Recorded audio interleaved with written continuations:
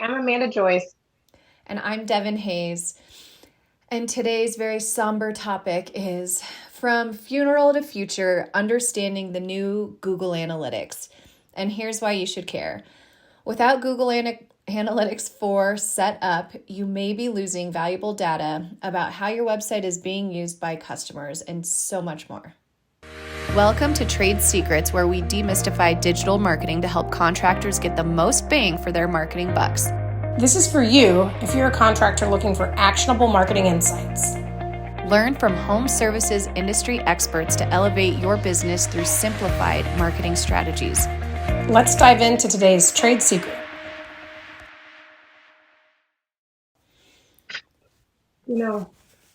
It's a really sad day for all of us. I'm struggling. If you spent much time in your Google Analytics profile over the last few years, you too are probably feeling this pain.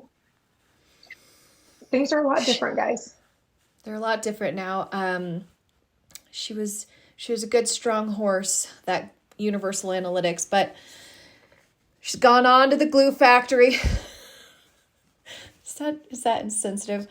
Oh my gosh. Seriously though, we have worked in and loved Universal Analytics, a version of Google Analytics for years.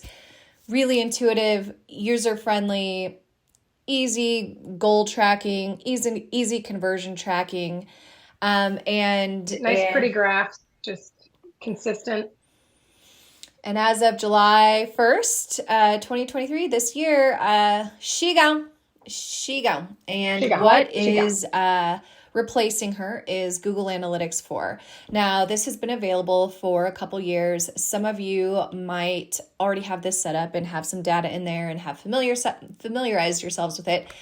Some of you maybe not so much. And while we have implemented GA4 on all of our client sites for elevation marketing, we still didn't work in it a ton because Universal Analytics was so much more user-friendly.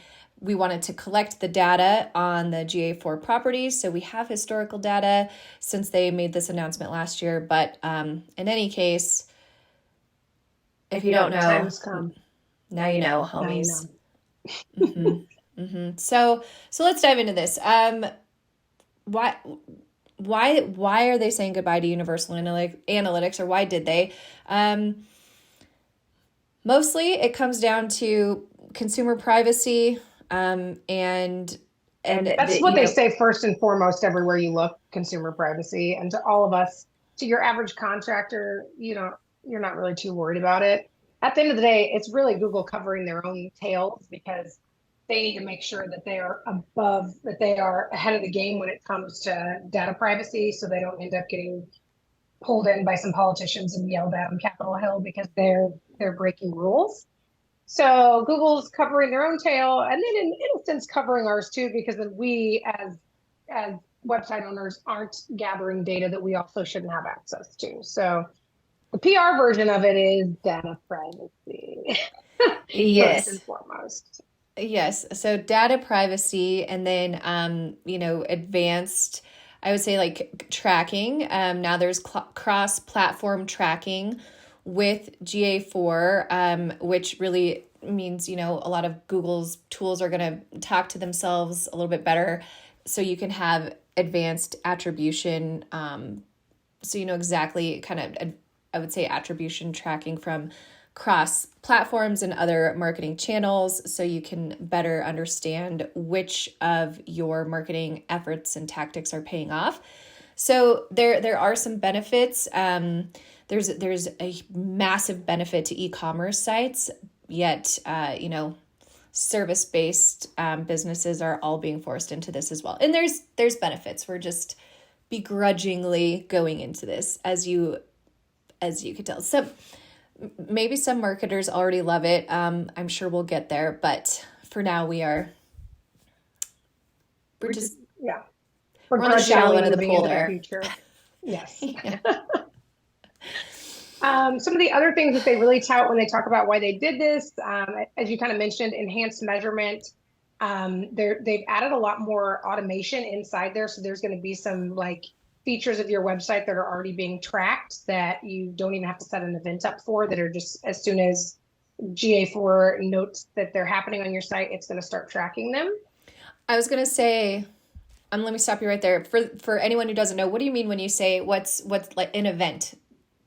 And yeah, let's explain that part. Jumping ahead there. So an event is, a lot of different actions that someone can take on your website. It can include, one of the things they've added on is scroll. So that's interesting. That was not something that we had previously. We had to use third-party tracking to figure out people, scroll events that were happening on a website. That can be engagement with a video. It can be a file download. It can be form interactions. Excuse me. I'm so sorry. That's you. So allergic to change. No. It's just activity on your site basically, and there would not be anything tracked in the old universal analytics that you didn't go in and specifically define that needed to be tracked. So that is an improvement that we're going to probably one day wonder how we survived without it. So that's a positive. I'll give that to them. Yeah. Yeah, definitely. Beautiful. So sorry, I did not mean to cut you off, but when we say events, like sometimes, someone listening who is not familiar is like, wait, what do you mean? Like an event, like a trade show? Like, do I need to RSVP? Not that kind of event. Okay. Sorry. Getting us back on track. What were we talking about? The features. So yeah, exactly. So just enhanced features and event measurement. So that's automated already within the program. And then you can go in and define additional events as well. So they're kind of helping you out and providing some, and then you can go in and add more. So that's a benefit. Sorry, it looks like you have a burning. I was gonna say something. It's not another sneeze. I was gonna say, so I think I know, like in YouTube it tells you kind of like watch time for a video, but with this new GA4 it does tell you like video tracking, right? Like how much watch time within the video itself. So you don't have to click through to YouTube. You can get that right there from GA4 as an event. Very cool. Yeah. That's nice. Again, Google's products talking to Google's products. So it's great. Absolutely. Other key features, they've got attribution modeling. So across multiple marketing channels, I think we did hit on that before, but that's definitely one we want to make sure we're highlighting. Cross-device tracking and path analysis. That's another one. So you're going to have more insight into user behavior than we even had previously. I think that's pretty strong before. So I can't wait to see this kind of next 2.0 version of what that kind of path modeling can look like. Yeah, because from like what I understand, they're talking about tracking a consumer from maybe they start their search on, mobile, and then they come back to desktop, or, or maybe they click on an ad within an app or something.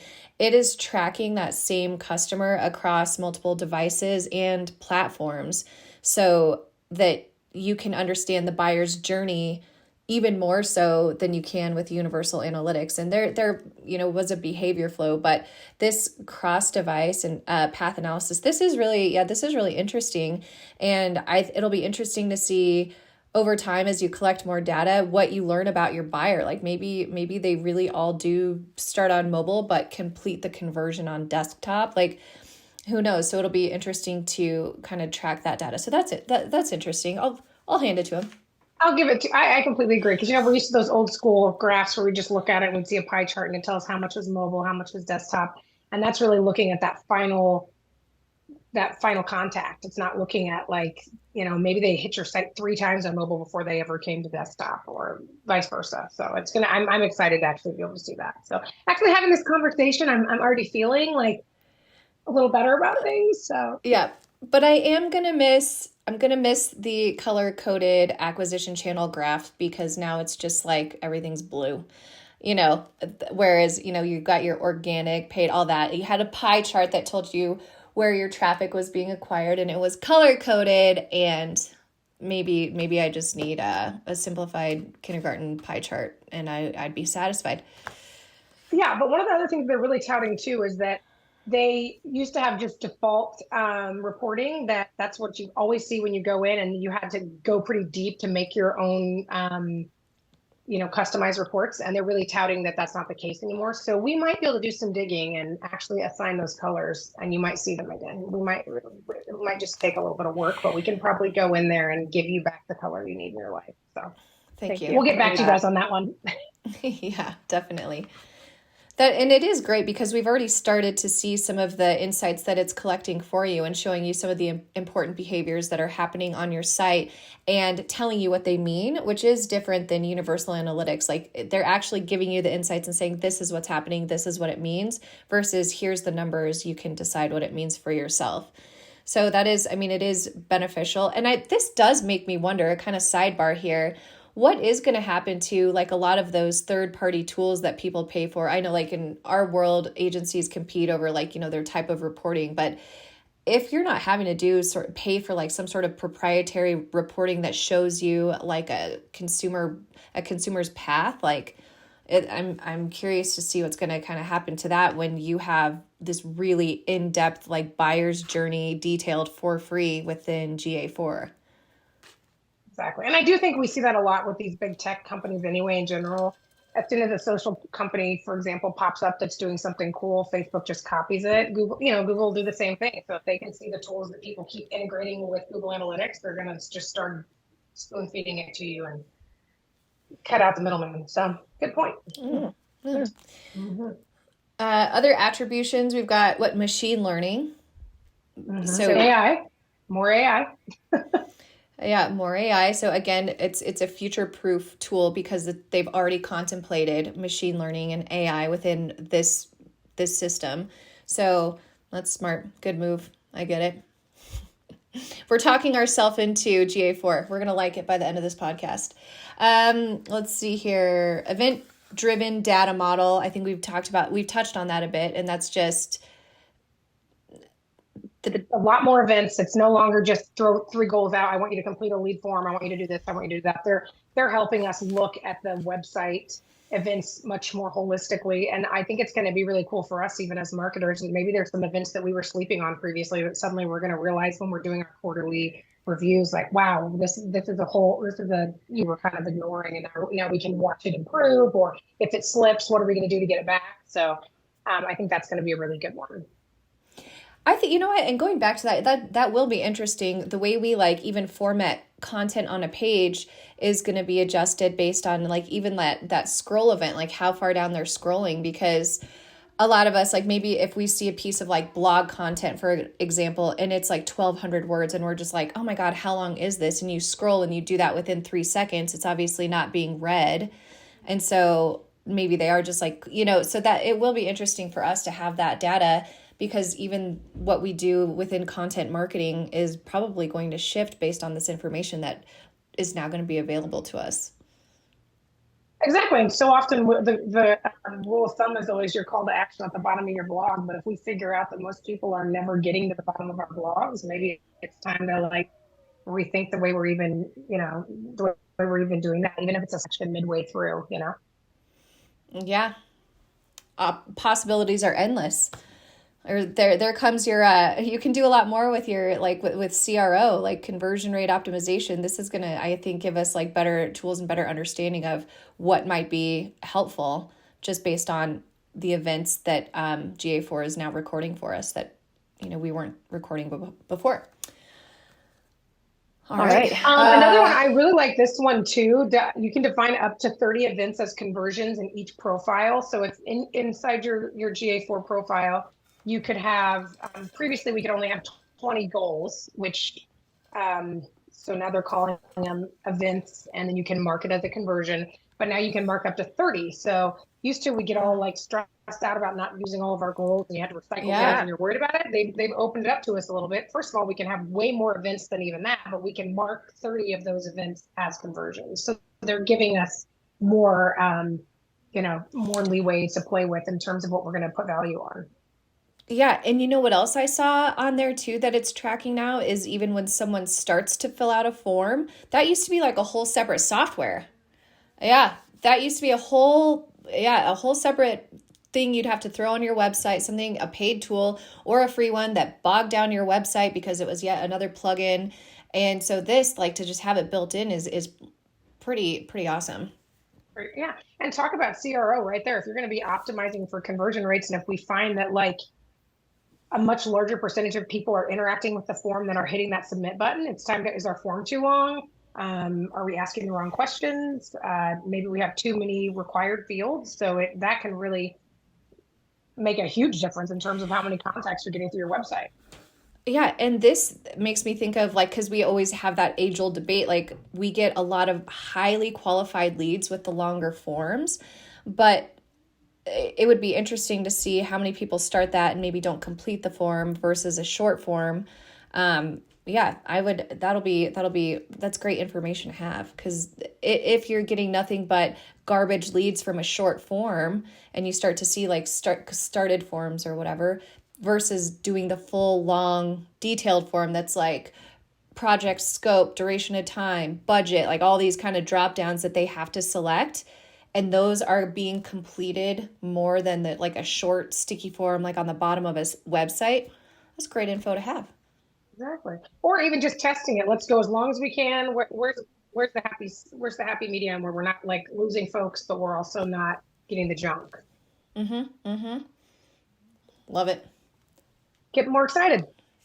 Okay. I feel like we pretty much covered the main key features. I mean, there's a million more in there, but these are the ones that we really that kind of rise to the top. And we'll probably want to revisit this in 3 to 6 months when we really get to know our new friend, and we might come back to you guys with some cool new features that we're like, hopefully by Christmas time we'll come back on here and we'll be celebrating it and talking about like how much we don't even miss our old buddy Universal Analytics. That's right. That's right. So now that we know kind of the benefits, features, have run through those a bit, we're going to talk to you about things that you need to do, and making sure that you're set up to, that you're transitioning to the new, to the new GA4. So first of all, obviously, make sure your GA4 profile is set up and collecting data. Hopefully, all of you are, that's already happening for you, whether you have an agency or someone internally. We have all been getting push notifications forever from them reminding us to do this. So hopefully it's already there. If it's not, time to set it up. It's a pretty quick process. Whoever's been managing your previous Google Analytics profile should easily be able to do this for you. They do have like a setup assistant if you're managing it yourself, but it's a little bit more involved, but there's a ton of like YouTube tutorials showing you step by step how to do it. So don't feel overwhelmed. Just hop over to YouTube if you get stuck, and follow one of those step by step. They make it easy for you. Yeah, great tip. Make sure all of the goals that you were previously tracking in your old Universal Analytics have been set up in GA4. So that's a quick one. That's a quick, easy one, but you definitely want to make sure if your highest priority conversion has always been your main contact form on your homepage or whatever, and it drives to a thank you page. Make sure that you have gone in and set that up so that you at least have some consistency when you're looking back at historical data moving forward, that you're going to be able to be tracking those same inputs.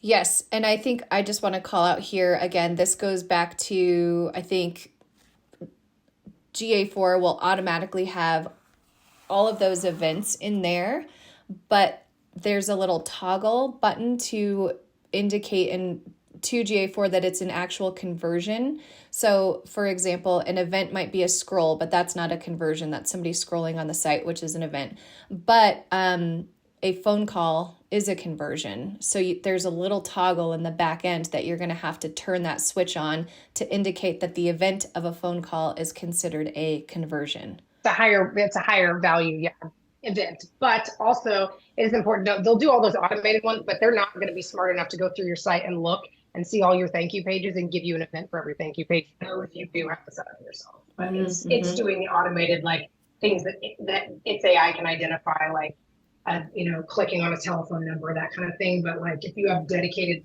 thank you pages that were previously goals, you got to create, you got to do that yourself. Beautiful. Makes sense. Great tip.